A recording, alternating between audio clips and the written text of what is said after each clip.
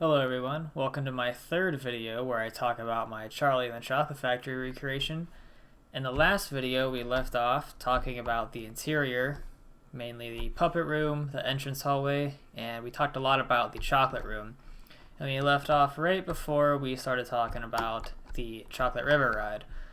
So that's what we're going to talk about today. I'm not sure if we're going to get to anything else other than the Chocolate River. It's a pretty large part of the factory, so there's a lot to talk about. Now we're just going to get right into it here.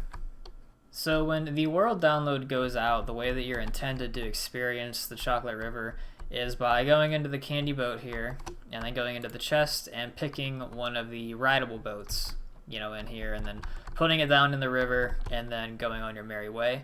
But for this video, we're going to fly. It's just a lot faster. So you come around this corner here underneath one of the little chocolate bridges, and then it leads into a tunnel, and just like the movie, it's very dark and it's supposed to look very ominous. So that's what I have here. There's not really any lighting in this area.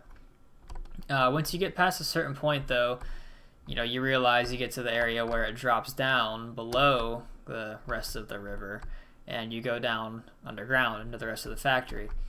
And in the movie and in the book, more importantly, this tunnel ride is described as being the boat just going into a giant pipe of the factory and it taking you off to somewhere else, during a crazy ride. So I did my best to make it look like a pipe, that's half full with chocolate.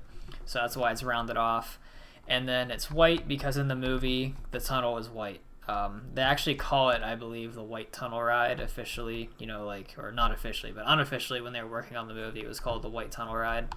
So that's why the tunnel is white. And then up here, right before you drop down, just like the movie, I have the spot where the fake river is right above it. So it looks like from back here, you're going along, and then the lights turn on, you realize it's a fake river, and then you drop down into the pipe down here. So as you saw just there, I have some lights that turn on. And that's achieved by these tripwires right here. And I was having a hard time coming up with a system. Let me say I'm not very good at redstone. I can just do the basic stuff that I need to do, but I was having a hard time getting the boat, when you're riding it at full speed, going through a tripwire for, half a second or less, creating a pulse long enough to keep the lights on without them going crazy and flashing. That kept happening. So I couldn't really find a way to solve my problem online, so what I did was I just put 4 tripwires next to each other that are all connected to the same redstone. So when you're going through here at full speed, the pulse is long enough to keep the lights on and give a signal long enough so they don't flash. And I have comparators, repeaters, and all that stuff set up so it's timed, so it stays on long enough that even if you were coming here slowly, the lights would stay on long enough so they're still on when you drop down through the tunnel. But I wanted to make sure they turn off after you activate them, so that if you were to, say, download this map and put it on a server where there are multiple people playing it, that the lights are off for multiple people to go multiple passes, so they're not on the whole time, because it kind of ruins the effect if this tunnel were to be lit up the entire time. So that's why I wanted to make sure they turned back off. But anyway, continuing on down through the white pipe, we take a left-hand turn here, and in the movie this is more of a gradual, gentle turn, but because it's Minecraft, it's just easier to work on, an axis, so that's why it's a 90-degree turn. And then you drop down in here into the first dome of the ride. So I used blue or light blue concrete to make this dome. In the movie, it's actually also white, but there's a lot of blue lights that give off the illusion that the walls are kind of like a blue color. So that's really hard to recreate in Minecraft. It's pretty much impossible without mods. So I just went ahead and made the whole thing out of blue concrete. It just gives off a better effect, I think, than having the whole thing white. But this dome is the first spot along the ride that we're introduced to some of the rooms. So the ones that you see in the movie are on this side here. So it shows you the clotted cream room, the coffee cream room, the whipped cream room, and then the hair cream room.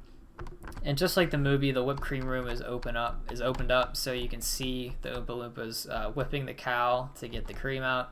I don't have the Oompa Loompas or any of that, but I do have the cow suspended from the ceiling in his little harness here. I think it looks pretty cool. Just a little glass pane to hold him up. And since we're already in here, I'll show you this is where the elevator stop is for the whipped cream room. There's no buttons or anything in here yet, though. So that's the whipped cream room. Now, all of the rest of these rooms are actually completely finished. They have a full interior. We're going to go into the fizzy lifting drinks room here in a minute. But like I said earlier, this is the coffee cream and Claudia cream room. Those are also done. We're not going to go in there, though, because I want to save most of these rooms for the world download. The only room that will not have an interior built along the whole rest of the factory is the hair cream room. And that's simply because I don't have enough space on the other side of this wall. The rest of the Chocolate River ride continues over here, right on the other side of that room. It's right there. So if I wanted to make the room, it would dig into the spot of the river, and I didn't want that. And I also did not want to have it drop down below ground. So say like you open the door and you have to go down a ladder. That just doesn't really feel in spirit of the vibe that the 2005 factory gives off. So I didn't want to do that. So it's just going to be a blank room. But all the other ones are done. So over on this side, in the movie you cannot see this side of the dome, so it just kind of suggested that there's rooms over here. So I just picked two random ones that I wanted to make and put them in. So this is the Candy Canes room, and then the Fizzy Lifting Drinks room. And for the Fizzy Lifting Drinks room, I used the 1970 movie as inspiration. So this is the only room in the factory that is really going to have the vibe of the 70s movie. This is basically just a one-to-one recreation. So it even has, the funny little entrance way that they walk through. And then this is the Fizzy Lifting Drinks room. So it has the weird little machine here that had all the bubbles. I just used campfire smoke to simulate that. There were a bunch of gray tables around the room that had various things on them. So I have that here. And then in the back of the room, there was an oddly shaped shelf that had bottles of fizzy lifting drinks. So that's what the candles are. And then the rest of it is, kind of the caged roof that goes up to the fan that they almost get cut up by. That goes all the way to the top. Now, I actually wanted this room to be a good bit taller, but this is all underground. And right on the other side of those frog lights is ground level. So if I were to dig any higher, it would actually break through the surface. And this room just happens to be situated like almost directly under the front gates of the factory. So I couldn't go any higher. So this is as good as it's going to look, but I think it's high enough to give a pretty good effect. I didn't spend too much time on a single one of these rooms. I wanted to make them look good, but I didn't spend for example, the chocolate room was like 3 weeks of just working on that room. So I wasn't going to do that for all of these. So I really just spent like an hour or two on each one of these rooms. I think it looks pretty good for just a few hours of work. I think it captures the essence of the 70s fizzy lifting drink room. So I think that's pretty cool. The elevator for it's right there. But yeah, that leads us to the second and third part of the ride. So the boat continues through this little opening in the dome here, and you're introduced to the main, artery, you could say, of the Chocolate River. So in the movie, it comes in through here, and it just goes on down this way, and so I built that. You don't really get a good look of this side of the wall, so I just kind of freelanced it a little bit by making it a little bit curvy, and then I used blue and magenta concrete to make the pillars and the walls, because just like the dome right before this area of the factory is actually all white, just like the ceiling is, and it's once again lit up by various lights that make it look like it's blue and magenta. And just like the dome before it, that's really hard to recreate in Minecraft without mods. So I just used different color concrete to give off the vibe that, it's just a reflection of lights above it. So the actual lights in the ceiling are, they have purple or magenta glass and light blue glass. So, that's where it's getting the light from, supposedly. I'm pretty happy with how my tunnel for this section turned out. It's a little bit boxy for how the movie version is. Specifically with the ceiling, it should be a lot more spherical and have more, large openings in the ceiling. But because this is such a big build, and I already was working on this for several weeks, I didn't want to really have to go through the time and effort of doing that, so I just used flat ceilings, but I tried to counter that as best I could by making all the lights along the whole thing recessed a few blocks into the ceiling, and I think that helps enough to give it off the vibe of the Chocolate River ride. And what I also did was I extended it up that way, and just like the movie, on this part of the wall, there's little openings in the wall that you can see off into other parts of the river. That's meant to make the scale of the whole thing just feel absolutely massive, like there's just many different places where the river's flowing to. So that's what I did over here. I just extended it back very far, up that way and down that way. They just dead end in the black walls to give off the illusion of depth. Because, you know, I could continue this on, I guess, until the render distance maxed out, but I didn't really want to do that. So I think this accomplishes the goal pretty well. You're not really meant to, you know, ride your boat over this way, although you can. There's just not really anything to see, because in the movie you don't see this part of the factory at all. So I just basically made it as a fill-in for a backdrop. I don't plan to put any rooms or anything over on that side of the river, so that's that part. But I think it looks very cool. You know, it makes it feel very massive, like there's massive infrastructure underground. But anyway, so you continue on down this way, down one of the big drops. And that brings you into this section, where it's basically just more of the same as up there. It just continues on all the way down this way. But I also took the opportunity to add in a few rooms here. Now, you don't really get a good view of this in the movie on this side of the wall, but because there was so much open space here, I wanted to use that to the best of my ability to add some rooms in. So I added, it looks like 3 in up here. So I added in Eggy Smells, the Pink Room, and finally Repressed Memories. So these are some pretty funny sounding rooms, but I promise these are actually accurate to the list of the 400 rooms that were made for the concept art for the glass elevator ride. So all of these came from that list, so it is correct, even though they sound ridiculous. And once again, the interior for these 3 rooms are 100% complete, but I don't want to go into any of them. I want to save that as a little exploration area for the world download. But those 3 rooms are done. There are only, I think, 2 others in this section, yes. So the Jelly Beans room, and then down here, the beetle juicing room, you actually can see glimpses of them in the movie. And I put them in the correct spot based on the direction and location of the boat in the movie as you saw them. So like the Jelly Beans room was on this side, beetle juicing was over there. They are, once again, 100% complete. We're actually going to go into the Jelly Beans room here. I actually have a picture of this on my Planet Minecraft post already, so that's why we're going to go into this one.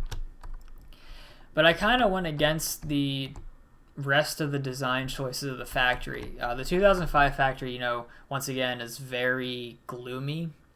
And they use a lot of whites and grays for the room. So I used a lot of white, but I wanted to make it kind of bright and colorful. So I did the checkered floor, and this is, you know, just basically a jelly bean machine that takes these empty boxes that come in from the receiving area of the different continents of the world. They come in on these conveyor belts. They turn either left or right underneath the giant jelly bean ball, I guess you could say. They go underneath these spouts that fill them up with jelly beans, and now they are full boxes of jelly beans that get shipped off to the shipping area to the different continents of the world. So it's kind of ridiculous, but I think it's in the spirit of, you know, what's going on with the rest of the factory. So this is just supposed to be a big, like, tank of jelly beans. It's kind of hard to do that with blocks, but I think it gives off the vibe I'm going for. And then on either side of it, I have just these storage tanks of like liquidized candy ingredients to make the jelly beans that go through some ridiculous pipes and tubes, and more tanks that go into the little, I guess, machine here to make the jelly beans. So I wanted to make sure I didn't make the room too cluttered, because a lot of the rooms in the movie are just very vast with not a lot in them, to be honest. You know, the TV room and the nut room are very large, but only like 10% of the floor space is used for anything. So that's what I wanted to make sure I kept that vibe throughout the rooms that I was making myself, so they seem like they fit in. So that is the Jelly Bean room. Gonna continue on back out to the Chocolate River. And then the last section of the river ride goes down through here, and just like before, I have areas where the movie shows that the river continues on to the left and right of where the boat's going. And I have it closed off with some glass windows, so you can't go over there, but it gives off the illusion that the river is continuing on beside you. And then it centralizes back down into one of the white pipes that takes you down a little bit further until you land into the last giant white sphere. This one is much larger than the blue one that was at the beginning of the ride, and it's also white because in the movie it doesn't really have any reflections going off of it of color, so I just have it as a white sphere like it's shown in the movie. And it has, you know, the centralized light in the ceiling with the arms coming down, or the legs. And you get a shot in the movie like this, sort of, where the camera's over here, where the boat's coming across. So that scene is what I used to base the location of the rooms off of. So just like the movie, the inventing room is right here. So that's in through that door. And then the other three, you actually do see the name of this one over here. So in the movie, you can just make out that it says the deep room. So that's right there. And then these two over here, you can't see what they're called. So I just chose two of them from the list that I wanted to make and put them in here. So this is one of my personal favorites. It's the Incompetent Fool's room. And then over here is the Rocky Road room. So once again, all four of these rooms are complete. We're not going to go into any of them today. I want to save them for the world download once again. So that's this area, and then you'll notice that on these three sides there's these openings that go off into these rooms. Now there's actually nothing inside of here. In the movie, all you can see are glimpses like this where it just shows that there's other compartments to this area, but you never go inside of them to see anything in there. So they're just made out of blue concrete to make them kind of look dark and ominous looking, I guess, although they're not really that ominous, but you know, there's nothing in them. My plan originally was to add